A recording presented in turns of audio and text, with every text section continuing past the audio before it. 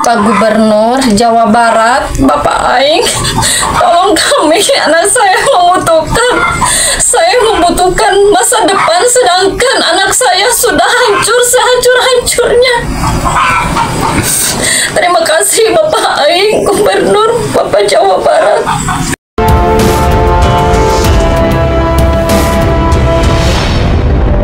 Assalamualaikum warahmatullahi wabarakatuh. Selamat sore pemirsa. Kali ini masih bersama saya Aldi di Jurnal. Tepatnya hari ini tanggal 31 Agustus 2025. Baru menjelang beberapa jam berlalu, saya telah melakukan penelusuran tentang satu fenomena ataupun kejadian yang ada di Desa Cikidang, Kecamatan Cikidang. Adanya informasi yang sampai ke telinga kami tentang kejadian yang sangat memilukan dan mengenaskan. Kejadian memilukan dan mengenaskan itu adalah perbuatan yang tidak senonoh, perbuatan cabul ataupun perbuatan pelecehan seks yang dilakukan oleh oknum.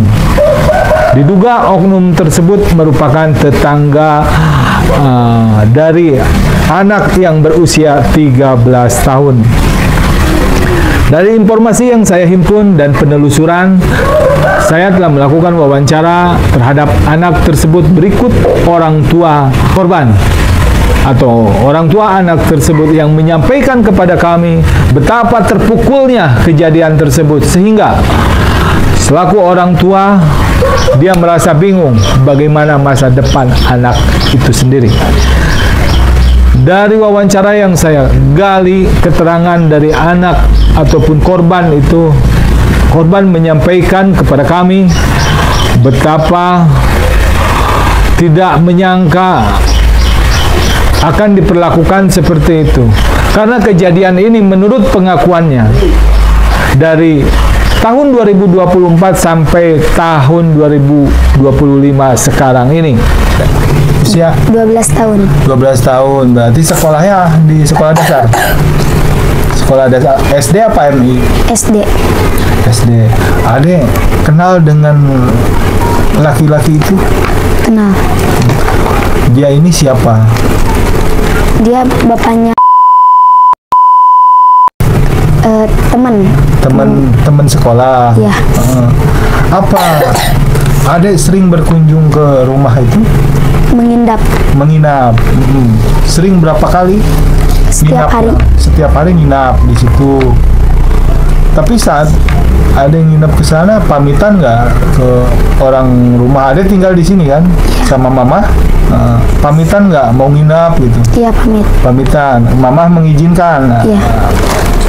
Ayah mengizinkan juga. Terus ada hal apa yang terjadi terhadap diri Ade di rumah tersebut? Kejadian apa yang menimpa Ade pertamanya? Saya kan lagi tidur. Jam 12 tuh ayahnya dia tuh ke kamar. Terus dia tuh membuka celana, lalu megang lalu sama dikena inihin, sama dikena tanganin itu. Itu setiap kali ada yang nginep di sana seperti itu? Iya. Masih ingat nggak kira-kira berapa kali dia melakukan seperti itu? Sering. 2024. Dari 2024. Dari kelas 5. Dari kelas 5. Terus Ade dengan kejadian itu apa yang Ade rasakan saat itu? Apakah Ade teriak atau seperti Tidak, soalnya bilang gini, awas jangan bilang ke mama, shoot gitu doang. Terus apa? Selain itu apa lagi? Adakah dia ngasih uang atau apa? Ngasih uang. Berapa? 5.000. 5.000 setiap kali itu, ya. Mau pulang. Iya. Dikasih uangnya? Kadang di sekolahan sama anaknya dikasih gitu. Ini dari ayah katanya. Okay. Enggak langsung, enggak. Berarti kejadian itu berlangsung dari tahun 2024 sampai 2025. Akhir Februari. Terhitung kalau kejadian itu Sehari aja nyampe berapa kali? Berapa kali nih? 5 kali. Satu hari? Sumpah. Ya, sampai jam 4 itu Pak. Jam 12 sampai jam 4. Terhitung kejadian yang disampaikan kepada kami dalam satu hari itu lebih dari 3 kali melakukan hal bejat tersebut.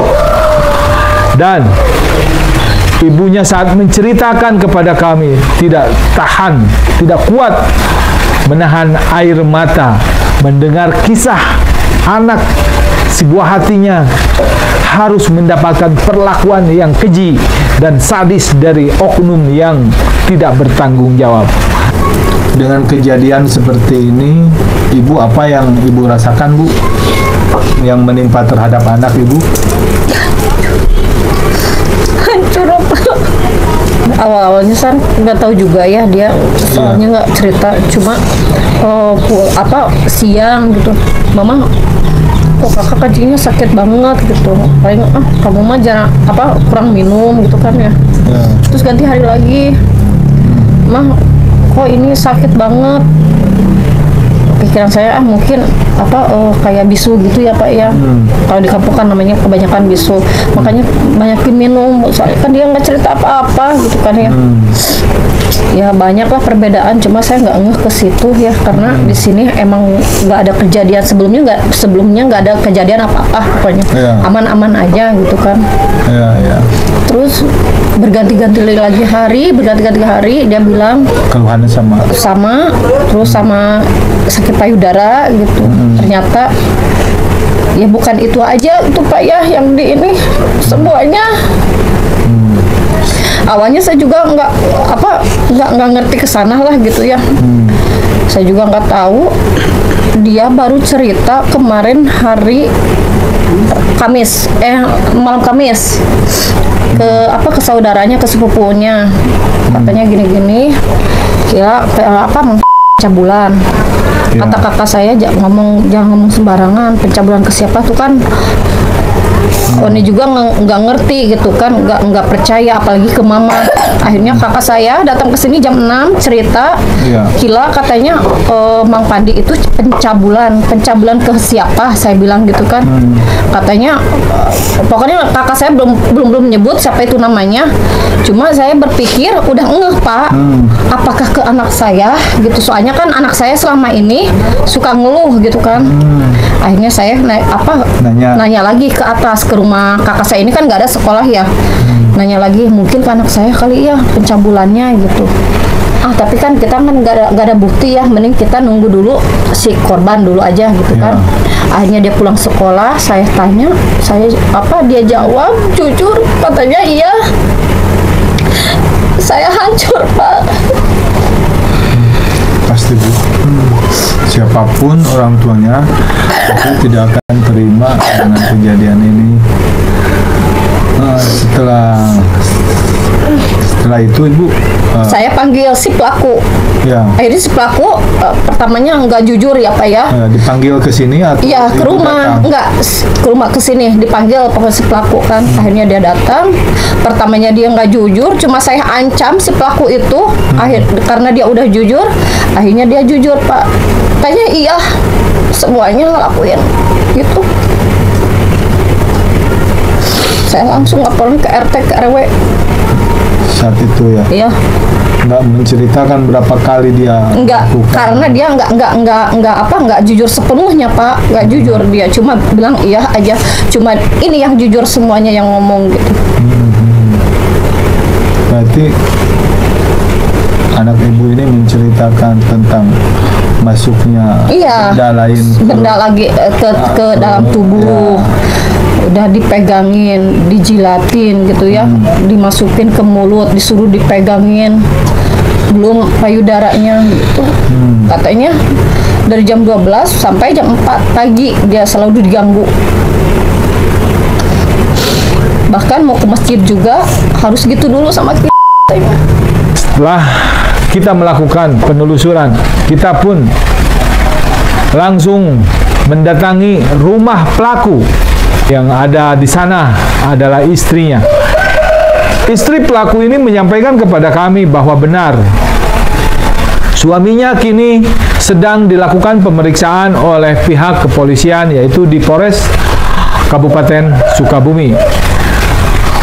Tidak sampai di situ, kami lakukan penelusuran terhadap tetangga dari rumah pelaku itu sendiri. Mohon maaf sebenarnya kan mungkin kalau memang dia jahat nggak mungkin kan si korban dan nginep ke sini, betul nggak? Betul. Begitu aja. Tapi informasi yang diterima kita ini jelas dia melakukan dan mengakuinya, Bu. Iya, katanya iya. Gitu. Mengira apa ini bohong apa betul gitu. Ibu berpikirnya benar nggak apa? Percaya nggak percaya? Antara percaya dan ya kan saya juga punya anak bocil gadis itu kan suka nginep ke situ. Jadi dia takut. Kalau memang benar itu takut. Kalau benar ya gitu takut banget. Dari pengakuan tadi anak ataupun yang disebut korban itu menyampaikan benar dia diperlakukan seperti itu sih. Iya benar, dengar kaget saya. Kaget Ibu ya. Bukan kaget lagi. Nggak nyangka seujung rambut pun beliau teh orang baik ya, dia orang baik. Orang baik ya. Tadarusannya setiap Ramadan, berarti saya kan udah berapa tahun kali bertetangga depan-depanan seperti ini. Tapi kan kita tidak masuk ke ranah dalam rumah, betul. Hanya sebatas kita ya namanya balik mau kemana, kalau ini kemana gitu kan. Kan dia juga bosin cowok ya di sini. Banyak karyawan berapa orang? Udah gonta-ganti kan, ganti. Maksudnya maksud ada lagi, ada. Maksudnya bukan gonta-ganti. Kalau musim hujan kan berhenti dulu. Dan untuk sekilasan aku saya bertetangga dengan dia. Teman berapa tahun ya lama, ada orang baik. Nggak ada yang dianggap nyeleneh ya, nggak ada. Tapi setelah tahu hari ini dengan kejadian ini, ya sangat istighfar, sangat terkejut banget. Nggak tahu kan, kita nggak tahu. Ya meren bapak kalau tahu mah anak saya juga di anak itu juga nggak bakalan kalau tahu mah. Kalau untuk ibu sendiri kan selaku orang tua ya, harapan ibu ke depan dengan kejadian ini gimana sih? Kan ini jelas ada pelakunya ditindaklanjutin dan semoga tidak ada kejadian lagi seperti itu ya. Da warga di sini mah sudah kompak nggak mau nerima dia lagi. Oh gitu, nggak mau nerima dia lagi, berarti udah warga di sini mah udah kompak kalau memang terbukti ya. Kalau terbukti ya, kita kan tetap harus namanya ada proses hukum ya. Proses hukum berlaku. Dari informasi tetangga yang disampaikan kepada kami, sungguh tidak menyangka dengan apa yang telah terjadi ini. Sosok pelaku tersebut dikenal untuk dari sisi ibadahnya bagus, cara bergaul dengan masyarakat pun bagus, tidak pernah tertorehkan ada kejadian-kejadian yang memang dianggap nyeleneh oleh oknum tersebut. Akan tetapi kejadian ini membuat warga merasa kaget, merasa terperangah atas kelakuan oknum itu, sehingga warga di kampung tersebut bersepakat tidak akan menerima kembali orang itu di kampung ini, kediamannya saat ini. Dan ketika memang proses hukum saat ini yang sedang dijalani, tentunya masyarakat luas, masyarakat banyak berharap hukum ditegakkan setegak-tegaknya, adili terhadap pelaku tindak kejahatan, terlebih korban adalah anak dengan usia di bawah umur.